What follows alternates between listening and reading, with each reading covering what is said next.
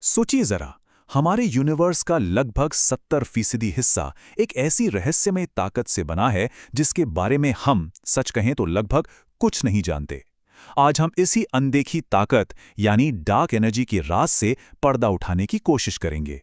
तो सबसे बड़ा सवाल यही उठता है, क्या ये अदृश्य ताकत जो पूरे ब्रह्मांड पर एक तरह से राज कर रही है, हमारे अस्तित्व के लिए कोई खतरा है? ये सवाल सिर्फ साइंटिस्ट्स के लिए नहीं है, यह हम सबसे जुड़ा हुआ है। सोचकर अजीब लगता है ना कि हम अपने आसपास जो कुछ भी देखते हैं, ये तारे, ये ग्रह, यहाँ तक कि हम खुद, ये पूरे ब्रह्मांड का सिर्फ 5% है। सिर्फ 5%। बाकी का 95% तो डार्क मैटर और डार्क एनर्जी जैसी रहस्यमय चीजों से भरा पड़ा है। इससे साफ है कि हम ब्रह्मांड के बारे में अभी कितना कितना कम जानते हैं। तो चलिए इस रहस्य की गहराई में उतरते हैं। आखिर वैज्ञानिकों को इस अनदेखी ताकत का आइडिया आया कैसे? वो क्या था जिसने यूनिवर्स को देखने का हमारा नजरिया हमेशा के लिए बदल कर रख दिया? जरा सोचिए, एक वक्त था जब माना जाता था कि ब्रह्मांड बिल्कुल शांत है, एक ऐसी जगह जो न बदलती है न बदलेगी, हमेशा से जैसी थी वैसी ही रहेगी। काफी तसल्ली देने वाली सोच थी, है ना? लेकिन सच सच इससे कहीं ज्यादा चौंकाने वाला निकला। और फिर एक के बाद एक खोजें शुरू हुईं। Big bang, galaxies, black holes. लेकिन सबसे बड़ा झटका तब लगा जब पता चला कि ब्रह्मांड सिर्फ फैल नहीं रहा है, नहीं, उसके फैलने की रफ्तार हर पल तेजी से बढ़ रही है। जैसे कोई अनदेखा इंजन उसे और तेजी से धकेल रहा हो। तो सवाल यह है कि इस अजीब सी तेजी के पीछे है कौन? और यहीं हमारी इस कॉस्मिक कहानी में एंट्री होती है मेन कैरेक्टर की, डार्क एनर्जी। आखिर है क्या चीज ये? आसान भाषा में समझें तो डार्क एनर्जी को यूनिवर्स की एंटी ग्रेविटी कह सकते हैं। ग्रेविटी का काम क्या है? चीजों को पास लाना, खींचकर रखना। और डार्क एनर्जी ये ठीक उल्टा करती है। ये चीजों को एक दूसरे से दूर धकेलती है। हम इसे देख नहीं सकते, इसे छू नहीं सकते, लेकिन इसका असर वो हमें ब्रह्मांड के इस बेतहाशा फैलाव में साफ दिखता है। वैसे ये आइडिया कोई नया नहीं है। इसकी शुरुआत हुई लगभग एक सदी पहले 1922 में, जब अलेक्जेंडर फ्रीडमैन ने अपने कैलकुलेशन से बताया कि ब्रह्मांड फैल सकता है। फिर काफी समय बाद 90s के दशक में साइंटिस्ट ने दूर आसमान में तारों के धमाके यानी सुपरनोवा को स्टडी किया, और तब ये कंफर्म हो गया, ब्रह्मांड न सिर्फ फैल रहा था बल्कि तेजी से फैल रहा था। और तब से लेकर आज तक ये रहस्य साइंटिस्ट के लिए एक बहुत बड़ा चैलेंज बना हुआ है। तो अब आते हैं यूनिवर्स के सबसे बड़े कॉस्मिक टग ऑफ वॉर पर।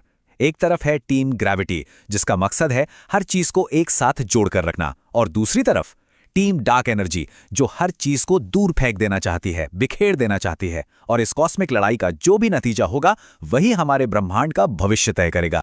ये दोनों ताकतें, ग्रेविटी और डार्क एनर्जी, बिल्कुल ऑपोजिट हैं, एक दूसरे की दुश्मन। ग्रेविटी को एक बिल्डर समझ सकते हैं जो आपस में चीजों को जोड़कर तारे और गैलेक्सीज बनाती है। और डार्क एनर्जी, वो इस बिल्डर का काम बिगाड़ रही है, हर चीज को एक दूसरे से दूर और दूर करती जा रही है।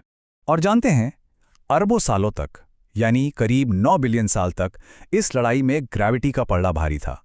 वो यूनिवर्स के फैलाव पर जैसे ब्रेक लगा रही थी, उसे धीमा कर रही थी। ऐसा लग रहा था कि बस ग्रेविटी ही जीतेगी। लेकिन फिर अचानक खेल बदल गया। आज की तारीख में पासा पूरी तरह पलट चुका है। डार्क एनर्जी अब ग्रेविटी पर हावी हो चुकी है, उसने कंट्रोल ले लिया है। और इसका नतीजा, ब्रह्मांड का फैलाव अब और तेजी से बढ़ता जा रहा है। अब इस कॉस्मिक गेम की असली बॉस, वो डार्क एनर्जी है। तो इस लड़ाई का अंजाम क्या होगा? एंड गेम क्या है? क्या ब्रह्मांड हमेशा के लिए फैलता ही चला जाएगा, या फिर सब कुछ वापस एक जगह आकर सिमट जाएगा?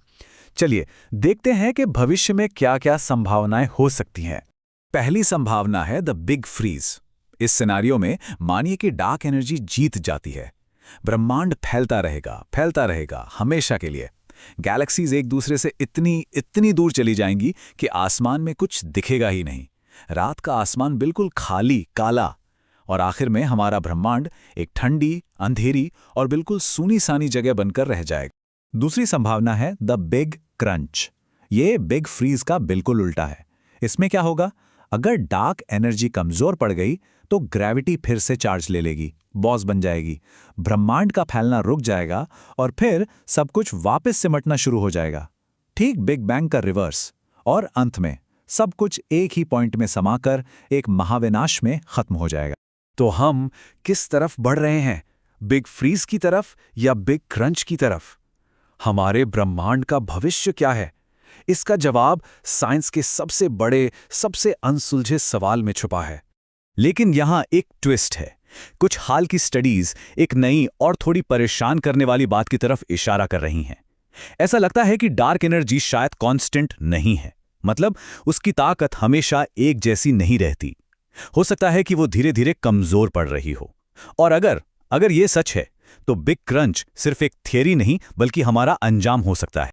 तो आखिर में सारी बात आकर इसी एक सवाल पर रुक जाती है, क्या डार्क एनर्जी हमेशा ऐसी ही रहेगी, एक स्थायी ताकत, या फिर वक्त के साथ इसकी ताकत खत्म हो रही है? इस एक सवाल का जवाब ही हमारे पूरे ब्रह्मांड की किस्मत लिखेगा। और इस जवाब को ढूंढना यही आज विज्ञान का सबसे बड़ा और सबसे रोमांचक चैलेंज है।